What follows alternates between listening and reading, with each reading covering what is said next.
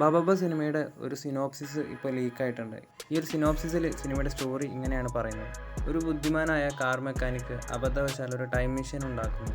ഒരു വെൽനസ് എക്സ്പെരിമെൻറ്റിൻ്റെ മറവിൽ വൃദ്ധരായ ആളുകളെ അത് പരീക്ഷിക്കാൻ പ്രേരിപ്പിക്കുകയും ചെയ്യുന്ന ഒരു അഴിമതിക്കാരനായ പോലീസ് ഉദ്യോഗസ്ഥൻ ഇതിനെക്കുറിച്ച് അറിയുകയും സ്വന്തം അധികാരം വർദ്ധിപ്പിക്കുന്നതിനായി ചരിത്രം തിരുത്തിയെഴുതാൻ ഈ യന്ത്രം തട്ടിയെടുക്കാൻ ശ്രമിക്കുകയും ചെയ്യുന്നു. കാര്യങ്ങൾ കൈവിട്ടു പോകുമ്പോൾ ഭാവിയിൽ നിന്നും ഒരു നിഗൂഢനായ ടൈം ട്രാവലർ രക്ഷകനായി എത്തുകയും മെക്കാനിക്കിനോടും അദ്ദേഹത്തിൻ്റെ വൃദ്ധരായ സംഘത്തോടും ചേർന്ന് വില്ലനെ തടയാനും ടൈം ലൈൻ പുനഃസ്ഥാപിക്കാനും ശ്രമിക്കുകയും ചെയ്യുന്നു.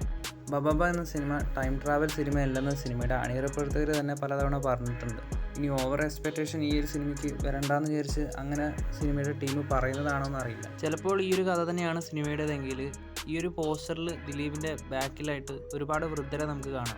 ചിലപ്പോൾ ഈ ഒരു എക്സ്പെരിമെൻറ്റിന് ഉപയോഗിക്കുന്ന വൃദ്ധർ ഇവരായിരിക്കാം. അതുപോലെ സിനിമയുടെ നേരത്തെ വന്ന പോസ്റ്ററിലൊക്കെ ഗില്ലി റെഫറൻസും ഉണ്ടായിരുന്നു. ഗില്ലി സിനിമയുടെ ആ ഒരു ടൈം ലൈനിലൊക്കെ സിനിമ ടൈം ട്രാവൽ ചെയ്യുന്നുണ്ടാവാം.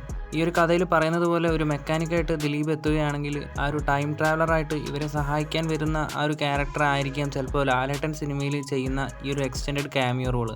എന്തായാലും ദിലീപിൻ്റെ ലക്കി ഡേറ്റായ ജൂലൈ 4 സിനിമയുടെ ഭാഗത്തുനിന്ന് ഒരു മാരക അപ്ഡേറ്റ് വരുന്നുണ്ട്. എന്തായാലും ആ ഒരു അപ്ഡേറ്റ് എന്താണെന്ന് അറിയാനായിട്ട് കാത്തിരിക്കാം. കണ്ണപ്പ സിനിമയുടെ ഹാർഡ് ഡിസ്ക് ഇപ്പോൾ മിസ്സിംഗ് ആയിട്ടുണ്ട്.